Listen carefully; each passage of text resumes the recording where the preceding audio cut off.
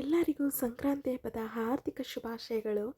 ಪ್ರತಿಯೊಬ್ಬರಿಗೂ ಕೂಡ ಈ ಸಂಕ್ರಾಂತಿ ಅದ್ಭುತವಾದ ಒಂದೊಳ್ಳೆ ಸುಗ್ಗಿ ಕಾಲನ ಕೊಟ್ಟು ಒಂದೊಳ್ಳೆ ಜೀವನ ಕೊಡಲಿ ಅಂತ ಹರಿಸ್ತಾ ಹಾರೈಸ್ತಾ ಎಳ್ಳು ಬೆಲ್ಲ ತಿಂದು ಒಳ್ಳೆ ಮಾತಾಡ್ತಾ ಈ ಲಾಗ್ನ ಸ್ಟಾರ್ಟ್ ಮಾಡ್ತಾ ಇದ್ದೀನಿ. ಎಲ್ರಿಗೂ ಒಳ್ಳೆಯದಾಗಲಿ ಅಂತಲೇ ಬಯಸ್ತೀನಿ. ಎಲ್ರಿಗೂ ನನ್ನ ಲಾಗು ಕೂಡ ಆತ್ಮೀಯ ಸ್ವಾಗತ. ಹಾಯ್ ಹಲೋ ನಮಸ್ಕಾರ, welcome back to Anika logs Kannada YouTube channel. ಏನಿವತ್ತು ಅನಿಕಾ ಮಿಷಿನ್ ಹಿಡ್ಕೊಂಡು ಏನೋ ಬಟ್ಟೆ ಹಿಡ್ಕೊಂಡು ಸ್ಟಿಚ್ ಮಾಡ್ತಿದ್ದಾರೆ ಅನ್ಕೋತಿದ್ದೀರಾ? ಏನಿಲ್ಲ, ಒಂದು ಬಸವ ಗೋಲ್ಕ ತಗೊಂಡಿದ್ದೆ, ಹಸು ಹಾಲು ಕೊಡೋ ಹಸು, ಕಾಮಧೇನು ಥರನೇ ಅಂಥದ್ದೊಂದು ಗೋಲ್ಕ ತೊಗೊಂಡಿದ್ದೆ. ಅದನ್ನು ದೇವ್ರ ಮನೇಲಿ ಇಡಬೇಕು ಅನ್ನೋದು ನನ್ನ ಆಸೆ. ಅದಕ್ಕೇನಾದರೂ ಡಿಸೈನಾಗಿ ಸ್ಟಿಚ್ ಮಾಡೋಣ ಅಂತ ಹೇಳ್ಬಿಟ್ಟು ಆ ಥರ ಸ್ಟಿಚ್ ಮಾಡಿಕೊಂಡೆ. ಆಗಲೇ ಸಂಜೆ ಆಗೋಗಿದ್ದರಿಂದ ಸ್ವಲ್ಪ ಹಬ್ಬ ಏನೇನು ಸಾಮಾನು ಬೇಕು, ಎಳ್ಳು ಸಮಥಿಂಗ್ ಈ ಥರದ್ದೆಲ್ಲ ಕೆಲವೊಂದು ಐಟಮ್ಸ್ ಬೇಕಿತ್ತು. ಸರಿ, ಗ್ರಾಸರಿ ಶಾಪ್ ರೇಟ್ಗೆ ಹೋಗಿ ಎಲ್ಲನೂ ತೊಗೊಂಬಂದ್ಬಿಡೋಣ ಅಂಥೇಳಿ ಎಲ್ಲನೂ ಹೋಗ್ಬಿಟ್ಟು ಶಾಪ್ ರೇಟಲ್ಲಿ ಒಂದೊಂದೇ ಸೆಲೆಕ್ಟ್ ಮಾಡಿ ನನಗೇನು ಮನೆಗೆ ಗ್ರಾಸರೀಸ್ ಬೇಕಿತ್ತು ಅದನ್ನು ಕೂಡ ಎಲ್ಲನೂ ಟೋಟಲಾಗಿ ಎಲ್ಲನೂ ಸೆಲೆಕ್ಟ್ ಮಾಡಿಕೊಂಡು ಕೆಲವೊಂದನ್ನು ತೊಗೊಂಡು ಮನೆಗೆ ಬಂದೆ. ನಿಜವಾಗ್ಲೂ ಹಬ್ಬ ಅಂತ ಬಂದಾಗ ನಮಗೆ ಒಬ್ಬರು ಹಿರಿಯರು ಇರಬೇಕು, ಇಲ್ಲ ನಾವೇ ಮಾಡ್ತೀವಿ ಅಂದಾಗ ಅಲ್ಲೊಂದು ಇಲ್ಲೊಂದು ಮಿಸ್ ಮಾಡೇ ಬಿಟ್ಟಿರ್ತೀವಲ್ಲ. ಸೊ ಆದಷ್ಟು ಸಾಮಾನು ನಮಗೇನೇನು ಬೇಕು, ರಿಕ್ವೈರ್ಮೆಂಟ್ ಇದೆ ಎಲ್ಲನೂ ನೋಡಿ ತಗೊಂಡು ಅಲ್ಲಿಂದ ಬೇಗನೆ ನಾವು ಮನೆ ಹತ್ರ ಹೊರಟ್ವಿ. ಮನೆಗೆ ಬಂದು ಊಟ ಮಾಡಿ ರಂಗೋಲಿ ಹಾಕ್ಬಿಡೋಣ, ಬೆಳಿಗ್ಗೆ ಎದ್ದಾಗ ಹಾಕೋಕ್ಕಾಗಲ್ಲ, ಚಳಿ ಇರುತ್ತೆ. ಸೊ ಈಗಲೇ ಹಾಕ್ಬಿಡೋಣ ಅಂತ ಹೇಳಿಬಿಟ್ಟು ರಾತ್ರಿಯೇ ರಂಗೋಲಿ ಹಾಕೋದಕ್ಕೆ ಅಂತೇಳಿ ಶುರು ಮಾಡಿಕೊಂಡೆ.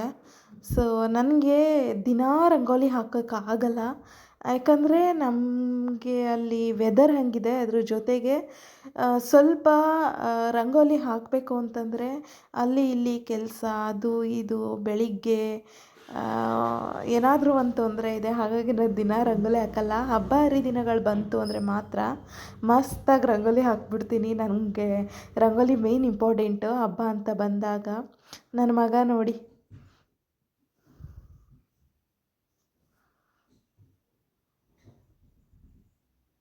ಅಯ್ಯಯ್ಯ ಆಯಿತು ಹೋಗಲ್ಲೇ ಮಗನೇ, ಆಯಿತು ಬಿಡು, ನೀನು ನೋಡ್ಕೊ. ಸೊ ಫೈನಲಿ ರಂಗೋಲಿ ಎಲ್ಲನೂ ಒಂದು ಅದಕ್ಕೆ ತೊಗೊಂಬರೋಣ ಅಂತ ಹೇಳಿಬಿಟ್ಟು ಈ ರೀತಿ ಎಲ್ಲನೂ ಬಿಡಿಸ್ಕೊಂಡು ಈ ಥರ ಒಂದು ಡಿಸೈನಲ್ಲಿ ರಂಗೋಲಿನ ಹಾಕ್ಕೊಂಡೆ. ಸೊ ಕಬ್ಬು ಮಡಿಕೆ ಇಲ್ದಿರ ಅದು ರಂಗೋಲಿ ಆಗೋದೇ ಇಲ್ಲ. ಹಾಗಾಗಿ ಅದನ್ನು ನೀಟಾಗಿ ಈ ರೀತಿ ಬಿಡಿಸ್ಕೊಂಡಿದ್ದೀನಿ. ರಂಗೋಲಿ ಹೇಗೆ ಬಂದಿದೆ ಅನ್ನೋದನ್ನು ಕಮೆಂಟ್ ಬಾಕ್ಸಲ್ಲಿ ತಿಳಿಸಿ. ನಂಗೆ ನಿಜವಾಗ್ಲೂ ಈ ಥರ ರಂಗೋಲಿ ಬಿಡೋದೆಲ್ಲ ತುಂಬಾ ಇಷ್ಟ. ಕೆಲವೊಂದು ಕಾಂಪಿಟೇಷನ್ಸಲ್ಲಿ ಏರಿಯಾದಲ್ಲಿ ಕಂಡಕ್ಟ್ ಮಾಡುವಾಗ ಪಾರ್ಟಿಸಿಪೇಟ್ ಕೂಡ ಮಾಡ್ತಿರ್ತೀನಿ. ಸೊ ನಂಗೆ ಸಖತ್ ಇಷ್ಟ ಈ ರೀತಿ ರಂಗೋಲಿ ಬಿಡೋದು. ಆವಾಗವಾಗ ಈ ಥರ ಎಲ್ಲ ಬಿಡ್ತಾಯಿರ್ತೀನಿ. ಹೇಗೆ ಬಂದಿದೆ ಅನ್ನೋದನ್ನು ಕಮೆಂಟ್ ಬಾಕ್ಸಲ್ಲಿ ತಿಳಿಸೋದನ್ನು ಮರಿಬೇಡಿ. ನನಗಂತೂ ರಾತ್ರಿ ಎಲ್ಲ ಹಾಕೋಷ್ಟರಲ್ಲಿ ಈ ಥರ ಆಗಿತ್ತು. ಬಟ್ ಬೆಳಿಗ್ಗೆ ಎದ್ದು ನೋಡಿ ಮಧ್ಯಾಹ್ನ ಆಗಸ್ಟ್ರಲ್ಲಿ ಆಗಲೇ ಗಾಳಿಗೆ ಅರ್ಧ, ಹಾಗೆ ಮಕ್ಕಳು ಓಡಾಡ್ತಾ ಎಲ್ಲ ಹಾಳು ಮಾಡಿಬಿಟ್ಟಿದ್ರು. ಬಟ್ ರಾತ್ರಿ ಹಾಕಿದಾಗಂತೂ ಇಷ್ಟೇ ಚೆನ್ನಾಗಿ ಬಂದಿತ್ತು. ಅದಾದಮೇಲೆ ಹೂವು ಎಲ್ಲ ತಂದಿದ್ದೆ. ಸರಿ ಹೂವು ಎಲ್ಲ ಕಟ್ಕೊಬಿಡೋಣ, ತುಳಸಿ ಮಾಲೆ ಎಲ್ಲ ಕಟ್ಬಿಡೋಣ ಅಂತೇಳಿ ಹೂವು ತುಳಸಿ ಮಾಲೆ ಎಲ್ಲನೂ ಕಟ್ಕೋತಾ ಇದ್ದೆ.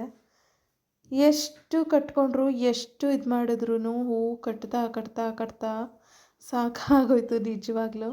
ಸುಮಾರಷ್ಟು ಹೂ ಕಟ್ಕೊಂಡೆ. ಸರಿ ಮಿಕ್ಕಿದ್ದೆಲ್ಲ ಮುಂದಿನ ಮಾಮೂಲಿ ದಿನಗಳಲ್ಲಿ ಪೂಜೆ ಮಾಡ್ಕೊಳಕ್ಕಾಗುತ್ತೆ ಅಂತ ಹೇಳಿಬಿಟ್ಟು ಈ ರೀತಿ ಕಟ್ಕೊಂಡೆ. ನೋಡಿ ಎಷ್ಟು ಚೆನ್ನಾಗಿ ಕಟ್ಟಿದ್ದೀನಲ್ಲ.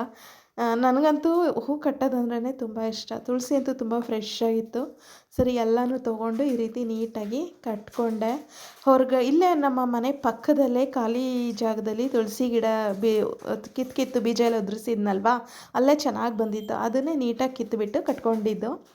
ಸೊ ಅದಾದಮೇಲೆ ನಾನು ಆಗಲೇ ಹೇಳಿದ್ನಲ್ಲ, ಸೊ ಒಂದು ಹಸು ತೊಗೊಂಡಿದ್ದೀನಿ ಅಂತ. ಈ ಗೋಲ್ಕನ ಈ ರೀತಿ ಡಿಸೈನ್ ಮಾಡಿನೇ ಹಾಕಬೇಕು ಅನ್ನೋದು ಅದು ಎಲ್ಲಿ ನನ್ನ ತಲೆಗೆ ಬಂತೋ ಗೊತ್ತಿಲ್ಲ. ಇದು ತೊಗೊಂಡು ಮೇ ಬಿ ಒಂದು 15 to ಆಲ್ಮೋಸ್ಟ್ 1 ಮಂತೇ ಆಗಿದೆ ಅಂತ ಅಂದ್ಕೊಳ್ಳಿ. ಬಟ್ ಇವತ್ತು ಸಂಕ್ರಾಂತಿ ಹಬ್ಬದ ದಿನ ನೋಡಿ, ಸುಗ್ಗಿ ಕಾಲ, ಹಸುಗಳೇ ಮೇಯ್ನು ಈ ಹಬ್ಬದಲ್ಲಿ. ಇದಕ್ಕೆ ನಾವು ಎಡೆ ಇಡುವಂಥದ್ದು, ಪೂಜೆ ಕೊಡುವಂಥದ್ದು. ಇಂಥ ಒಂದು ಇದು ನಮಗೆ ದೇವ್ರ ಮನೆಗೆ ಇಡಬೇಕಾದ ಟೈಮ್ ಬಂದಿದೆ. ಸೊ ನೋಡಿ ಈ ಥರ ಎಲ್ಲ ಡೆಕೋರೇಟ್ ಮಾಡಿ ಚೆನ್ನಾಗಿ ಗೋಲ್ಕನ ರೆಡಿ ಮಾಡಿದೆ. later.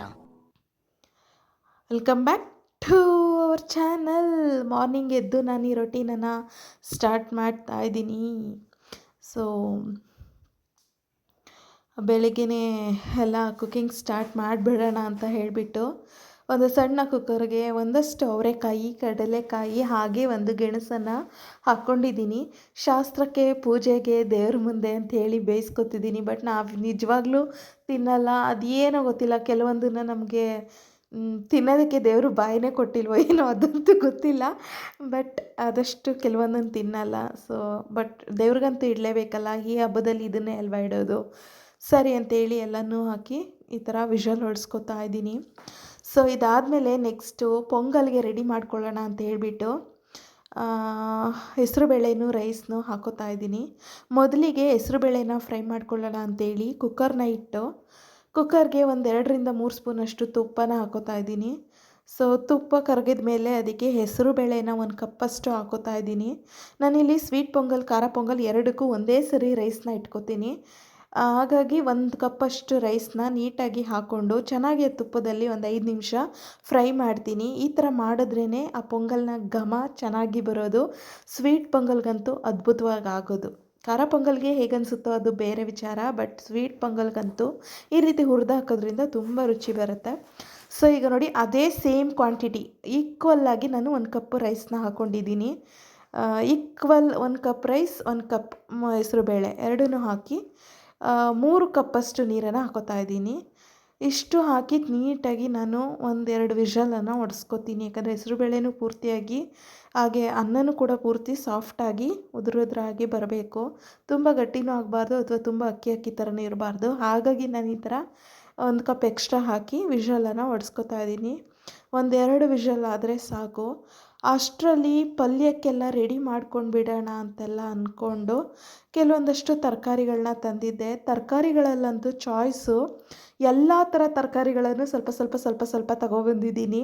ಇದು ನನಗೆ ನಮ್ಮ ಅಜ್ಜಿ ಹೇಳ್ಕೊಟ್ಟಿದ್ದು. ಚಿಕ್ಕವರಿದ್ದಾಗ ಒಂದು 8ರಿಂದ 10 ವರ್ಷದ ಒಳಗಡೆ ಅಂಗಡಿಗಳಿಗೆ ನಾವು ಕೂಡ ಹೋಗ್ತಾಯಿದ್ವಿ, ಊರಲ್ಲಿರೋ ಲೋಕಲ್ ಅಂಗಡಿಗಳಿಗೆ. ಅಲ್ಲೇ ಸಣ್ಣ ಪುಟ್ಟ ತರಕಾರಿ ಮಾರೋರ ಹತ್ರ ನಮ್ಮ ಅಜ್ಜಿ ಒಂದು ತರಕಾರಿನೂ ಬಿಡಬೇಡ, ಎಲ್ಲನೂ ತೊಗೊಂಡು ಬಾ, ಇಷ್ಟಿಷ್ಟು ಅನ್ನೋ ಥರ ಹೇಳ್ತಾಯಿದ್ರು. ಹಾಗೇ ಮಿಕ್ಸ್ ತರಕಾರಿನ ತಗೊಂಡಿರೋ ಅಭ್ಯಾಸ, ಅದೇ ನೆನಪು.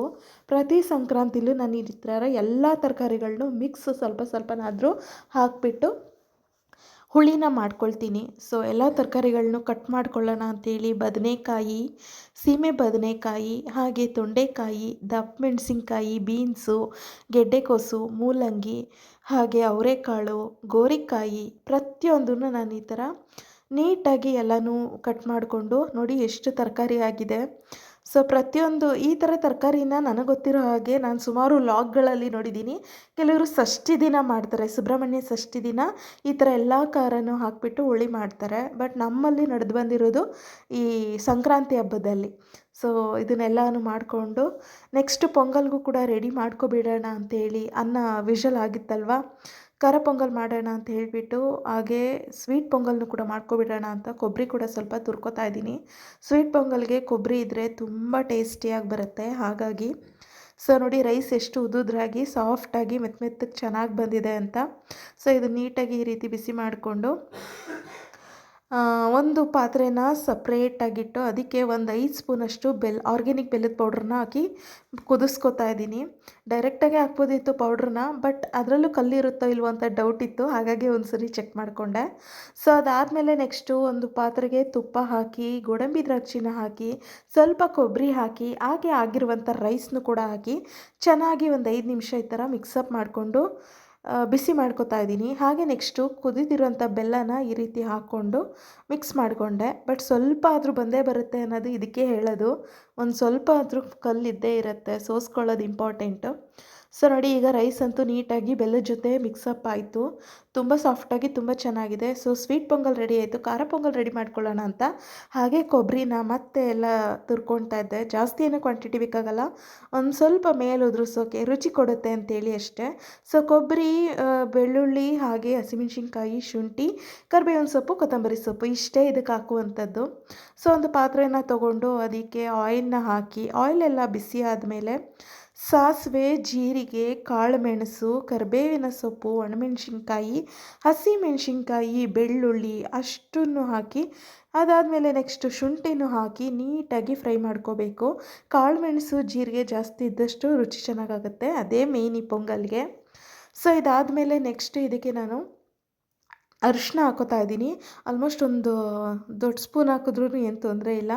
ಅದಾದಮೇಲೆ ನೆಕ್ಸ್ಟು ನಾನೇನು ಉಳಿದಿದ್ದ ರೈಸ್ ಇತ್ತಲ್ವ, ಆ ರೈಸಿಗೆ 1 ಗ್ಲಾಸಷ್ಟು ನೀರನ್ನು ಹಾಕಿ ಚೆನ್ನಾಗಿ ಕುದಿಸ್ಕೊಂಡು ಇದನ್ನು ಮತ್ತೆ ಇದ್ರ ಜೊತೆ ಮಿಕ್ಸಪ್ ಮಾಡಿ ಕೊತ್ತಂಬರಿ ಸೊಪ್ಪನ್ನ ಹಾಕಿ ತಿರುಗಿಸ್ಕೊತಾ ಇದ್ದೀನಿ.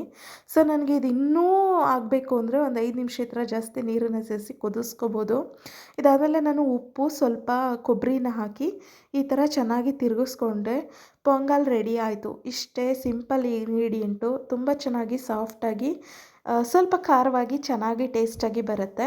ಸೊ ಇದಾದಮೇಲೆ ತರಕಾರಿ ಗೊಜ್ಜಿಗೆ ಎಲ್ಲ ಕಟ್ ಮಾಡ್ಕೊಳ್ಳೋಣ ಅಂತೇಳಿ ಕಾಯಿ, ಖಾರದ ಪುಡಿ, ಹಾಗೆ ಕೊತ್ತಂಬರಿ ಸೊಪ್ಪು, ಚಕ್ಕೆ, ಲವಂಗ, ಶುಂಠಿ, ಬೆಳ್ಳುಳ್ಳಿ, ಹಾಗೆ ಸ್ವಲ್ಪ ಟೊಮೆಟೊ, ಎಷ್ಟು ಬೇಕೋ ಅಷ್ಟು ನೀರನ್ನು ಹಾಕಿ ರುಬ್ಕೊಂಡು ಚೆನ್ನಾಗಿ ಅದನ್ನು ಒಂದು ಪಾತ್ರೆಗೆ ಸೇರಿಸಿ ತರಕಾರಿ ಕಾಳುಗಳೆಲ್ಲನೂ ಹಾಕಿ ಈ ರೀತಿ ಮಿಕ್ಸಪ್ ಮಾಡಿಕೊಂಡೆ. ಅದಕ್ಕೆ ಇಮಿಡಿಯೇಟಾಗಿ ರುಚಿಗೆ ಎಷ್ಟು ಬೇಕೋ ಅಷ್ಟು ಉಪ್ಪನ್ನು ಹಾಕಿ ಡೈರೆಕ್ಟಾಗಿ ಕುಕ್ಕರ್ ಲಿಡ್ಡನ್ನು ಕ್ಲೋಸ್ ಮಾಡಿ ಒಂದು ವಿಷಲನ್ನು ಹೊಡೆಸ್ಕೊಂಡೆ ನಾನು. ಸರಿ, ನೈವೇದ್ಯಕ್ಕೆ ದೇವ್ರ ಪೂಜೆಗೆ ಎತ್ತಿಟ್ಬಿಡೋಣ, ಆಮೇಲೆ ತಿಂಡಿ ಸರ್ವ್ ಮಾಡಿಬಿಡೋಣ ಅಬಿಗೆ ಅಂತೇಳ್ಬಿಟ್ಟು ನೈವೇದ್ಯಕ್ಕೆ ಎಲ್ಲನೂ ಸ್ವಲ್ಪ ಸ್ವಲ್ಪ ಎತ್ತಿಟ್ಟು ಅಬಿಗೆ ತಿಂಡಿನ ಸರ್ವ್ ಮಾಡಿದೆ. ನಮ್ಮಲ್ಲಿ ಹೀಗೆ ಮಾಡೋದು. ಕೆಲವು ಕಡೆ ಕೆಲವು ಥರ ಮಾಡ್ತಾರೆ, ಒಬ್ಬೊಬ್ರದ್ದು ಒಂದೊಂದು ರೀತಿ ಇರುತ್ತಲ್ವ, ಹಾಗಾಗಿ. ಆಮೇಲೆ ಇನ್ನೊಂದೇನು ಅಂದರೆ ನಮ್ಮ ಕಡೆ ಯಾವ ದೇವರಿಗೂ ಎಡೆ ಇಡಲ್ಲ, ಇದನ್ನು ಹಸುಗೆ ಎಡೆ ಕೊಡೋದು. ನಾವು ಒಂದು ತಟ್ಟೆಗೆ ಎಲ್ಲ ಥರ ಏನೇನು ಮಾಡಿರ್ತೀವೋ ಎಲ್ಲನೂ ಇಟ್ಬಿಟ್ಟು ಹಸುಗೆ ಸಂಜೆ ಟೈಮು ಕಿಚ್ಚಾಯಿಸ್ತೀವಿ. ಬೆಂಕಿಯಲ್ಲಿ ಹಸುನ ಹಾರಿಸ್ತೀವಿ. ಹಾರಿಸಿ ಅದಾದಮೇಲೆ ಮನೆಗೆ ಕರ್ಕೊಂಡು ಬಂದು ಕಾಲು ತೊಳೆದು ಪೂಜೆ ಮಾಡಿ ನಾವೇನೇನು ಮಾಡಿರ್ತೀವೋ ಅದನ್ನೆಲ್ಲನೂ ಹಸುಗೆ ಕೊಡ್ತೀವಿ. ಎಂಜಲು ಮಾಡೋಕ್ಕೆ ಮುಂಚೆ ಈ ಥರ ಎತ್ತಿಟ್ಕೊಂಡಿರ್ತೀವಿ ಒಂದೊಂದು ಕಪ್ಪಲ್ಲಿ. ಸೊ ಅದನ್ನೆಲ್ಲನೂ ಎತ್ತಿಟ್ಕೊಂಡಿರೋದನ್ನು ಹಸು ಬಂದಾಗ ಕೊಟ್ಬಿಡ್ತೀವಿ. ಸೊ ಅದಾದಮೇಲೆ ನಾನು ದೇವ್ರ ನೈವೇದ್ಯಕ್ಕೆ ಅಂತೆಲ್ಲ ಎಳ್ಳು, ಬೆಲ್ಲ, ಹಾಗೆ ಅವರೆಕಾಯಿ, ಗೆಣಸು ಎಲ್ಲನೂ ಒಂದು ಪ್ಲೇಟಿಗೆ ಇಟ್ಟು ರೆಡಿ ಮಾಡ್ಕೋತಾ ಇದ್ದೆ. ಇದೆಲ್ಲ ಯಾಕೆ ಎಳ್ಳು ಬೆಲ್ಲ ಸಂಕ್ರಾಂತಿ ಹಬ್ಬದಲ್ಲೇ ಯಾಕೆ ತಿನ್ನಬೇಕು ಅನ್ನೋದೊಂದು ಪ್ರಶ್ನೆ ಇರುತ್ತೆ. ಏನಿಲ್ಲ, ಸಂಕ್ರಾಂತಿ ಟೈಮಲ್ಲಿ ತುಂಬ ಚಳಿಗಾಲ, ಸ್ಕಿನ್ ಎಲ್ಲ ಟೈಟ್ ಆಗ್ತಿರುತ್ತೆ, ಒಡ್ಕೋತಾ ಇರುತ್ತೆ, ದೇಹಕ್ಕೆ ಬೇಕಾದ ಕೊಬ್ಬಿನಂಶ ಇರಲ್ಲ ಅಂಥೇಳಿ ಆ ಕಾಲದಲ್ಲೇ ಆಯುರ್ವೇದೀಯವಾಗಿ ಇದನ್ನು ಮಾಡಿರುವಂಥದ್ದು. ಈ ಎಳ್ಳು ಬೆಲ್ಲ ತಿನ್ನೋದ್ರಿಂದ ಬಾಡಿಗೆ ಬೇಕಾಗಿರೋ ಕಬ್ಬಿಣದ ಅಂಶ ಹಾಗೆ ಅದರ ಜೊತೆಗೆ ಕೊಬ್ಬಿನಂಶ ಕೂಡ ಸಿಕ್ಕಿ ಚರ್ಮ ಯಾವುದೇ ರೀತಿ ಬಿಗಿ ಆಗಲ್ಲ, ಹೊರಟಾಗಲ್ಲ, ನಾರ್ಮಲ್ ಆಗಿರುತ್ತೆ ಅನ್ನೋದಕ್ಕೋಸ್ಕರ ಈ ಟೈಮಲ್ಲಿ ಈ ಎಳ್ಳು ಬೆಲ್ಲನ ಈ ಥರ ಕೊಡುವಂಥದ್ದು. ಇದು ಪ್ರತೀತಿ. ಹಾಗೆ ಹಸುಗಳನ್ನ ಯಾಕೆ ಬೆಂಕಿಗೆ ಹಾಕ್ತಾರೆ, ಹಾರಿಸಿ ಯಾಕೆ ಆ ಬೆಂಕಿ ಮೇಲಿಂದ ಹಾರಿಸ್ಬಿಟ್ಟು ಮನೆಗೆ ಕರ್ಕೊಬರ್ತಾರೆ ಅನ್ನೋದು ಒಂದು ಪ್ರಶ್ನೆ ಇರುತ್ತೆ. ಯಾಕಂದರೆ ಹಸುಗಳಿಗೆ ಚಳಿಗಾಲದಲ್ಲಿ ಸ್ವಲ್ಪ ಸಾಂಕ್ರಾಮಿಕ ರೋಗಗಳು ಜಾಸ್ತಿ. ವೆದರ್ಗೆ ಅವು ಕೂಡ ಮುದುರ್ಕೊಳ್ತವೆ ಚಳಿಗೆ ಅಂತೇಳಿ. ನಮ್ಮ ಥರ ಅವಕ್ಕೆ ಬ್ಲ್ಯಾಂಕೆಟ್ಟು ಇನ್ನೊಂದು ಮತ್ತೊಂದು ಎಲ್ಲರೂ ಫೆಸಿಲಿಟೀಸ್ ಮಾಡಿಕೊಡಲ್ಲ. ಯಾರೋ ಒಬ್ಬೊಬ್ಬರು ಅಷ್ಟು ನೀಟಾಗಿ ನೋಡ್ಕೊಳ್ಳೋದು. ಸೊ ಮುದುರಿ ಮಲ್ಕೊಳ್ತವೆ. ಅಲ್ಲೇ ಏನೋ ಒಂದು ಗಲೀಜಿರುತ್ತೆ, ಇನ್ನೊಂದಿರುತ್ತೆ, ಅವೇ ಮಾಡಿದ ಮಲಮೂತ್ರಗಳಿರುತ್ತೆ, ಅಲ್ಲೇ ಮಲ್ಕೊಂಡಿರ್ತವೆ, ಅಲ್ಲೇ ಎದ್ದಿರ್ತವೆ. ಸೊ ಅಲ್ಲಲ್ಲಿ ಇಲ್ಲೊಂದು ಸೋಂಕುಗಳಾಗಿ ಅದ್ರ ಬಾಡಿನಲ್ಲಿ ಯಾವುದೇ ಥರ ಹುಳಗಳು ಉಪ್ಪಟೆಗಳಿದ್ರೂ ಕೂಡ ಆ ಬೆಂಕಿಯಲ್ಲಿ ಹಾರಿದಾಗ ಅದರಲ್ಲಿರೋ ಎಲ್ಲ ಬ್ಯಾಕ್ಟೀರಿಯಾಗಳು ನಾಶ ಆಗಿ ದಾಟ್ಕೊಂಡು ಬರುತ್ತೆ ಅನ್ನೋದು ಪ್ರತೀತಿ. ಅದಕ್ಕೋಸ್ಕರ ಹಸುನ ಕಿಚ್ಚಾರಿಸೋದು. ಅದಾದಮೇಲೆ ಮನೆಗೆ ಕರ್ಕೊಬಂದು ಗೋಮಾತೆನ ಪೂಜೆ ಮಾಡಿ ಊಟನ ಕೊಡೋವಂಥದ್ದು. ಸೊ ಇದು ಪ್ರತೀತಿ ಸಂಕ್ರಾಂತಿ ಹಬ್ಬದ್ದು. ಇದೆಲ್ಲ ಹಿರಿಯರು ಮಾಡಿರೋದು ಎಷ್ಟು ಒಳ್ಳೆ ವಿಚಾರಗಳಲ್ವ, ಇದರಲ್ಲೆಲ್ಲ ಒಂದೊಳ್ಳೆ ಸಂತೋಷದ ವಿಚಾರಗಳಿದು. ಸೊ ಇದಾದಮೇಲೆ ಸರಿ, ನಾನು ಕೂಡ ಪೂಜೆ ಎಲ್ಲ ಮುಗಿಸ್ಕೊಂಡು ಊಟ ಮಾಡೋಣ ಅಂತ ಹೇಳಿಬಿಟ್ಟು ಎಲ್ಲ ಸರ್ವ್ ಮಾಡ್ಕೋತಾ ಇದ್ದೀನಿ. ಸೊ ನನಗೆ ಕಾಳು ಹುಳಿ ಎಲ್ಲ ಸ್ವಲ್ಪ ಜಾಸ್ತಿ ಇಷ್ಟ, ಪಲ್ಯಗಳು, ಹಾಗಾಗಿ ಪಲ್ಯ ಹಾಕ್ಕೊಂಡೆ. ಸೊ ಅದಾದಮೇಲೆ ಸ್ವಲ್ಪ ಪೊಂಗಲ್ಲು ಹಾಗೆ ಸ್ವಲ್ಪ ಸ್ವೀಟ್ ಪೊಂಗಲ್ಲು ಇಷ್ಟನ್ನು ಹಾಕ್ಕೊಂಡು ಸರ್ವ್ ಮಾಡಿಕೊಂಡೆ. ಇದಿಷ್ಟನ್ನು ತಿನ್ನೋಷ್ಟರಲ್ಲಿ ಸಂಜೆ ಆಗೋಗಿತ್ತು. ಮೇ ಬಿ ಒಂದು 6 ಗಂಟೆ ಆಗಿತ್ತು ಅಂದ್ಕೋತೀನಿ. ಸರಿ, ಪೂಜೆ ಎಲ್ಲ ಮುಗಿಸ್ಬಿಟ್ಟು ಊಟ ಮಾಡ್ಕೊಂಬಿಟ್ಟು ಇಲ್ಲೇ ಏರಿಯಾದ ಹತ್ರನೇ ಕಿಚ್ಚಾಯಿಸ್ತಾರೆ, ಹಾಗಾಗಿ ಅಲ್ಲಿಗೆ ಹೋಗೋಣ ಅಂತ ಅಂದ್ಕೊಂಡೆ. ಇದನ್ನೆಲ್ಲ ಕಣ್ಣಿಂದ ನೋಡಿ ಕಂಗಾಲಾಗ್ಬಿಟ್ಟಿದ್ದೀನಿ, ಬೇಕಣ್ಣ. ನನ್ನ ಗಂಡನ ರಿಯಾಕ್ಷನ್ ಅದು. ಸೊ ಅದಾದಮೇಲೆ ಮನೆ ಹತ್ರನೇ ಈ ಥರ ಏರಿಯಾದಲ್ಲಿ ಕಿಚ್ಚಾಯಿಸ್ತಾಯಿದ್ರು. ನೋಡಿ ಹಸು ಹೇಗೆ ಬರ್ತಾ ಇದೆ ಅಂತ. ಆ ಬೂದಿನ ಹಣೆಗಿಟ್ಕೊಂಡ್ರೆ ತುಂಬ ಒಳ್ಳೆಯದು ಅಂತೇಳಿ ಎಲ್ಲರೂ ಹಳೆ ಇಟ್ಕೋತಾಯಿದ್ರು. ಇವನ್ ನಾನು ಕೂಡ ಇಟ್ಕೊಂಡೆ. ಇಲ್ಲಿಗೆ ಈ ವ್ಲಾಗ್ ಮುಗೀತು. ನೆಕ್ಸ್ಟ್ ವ್ಲಾಗಲ್ಲಿ ಸಿಗೋಣ. Thank you so much.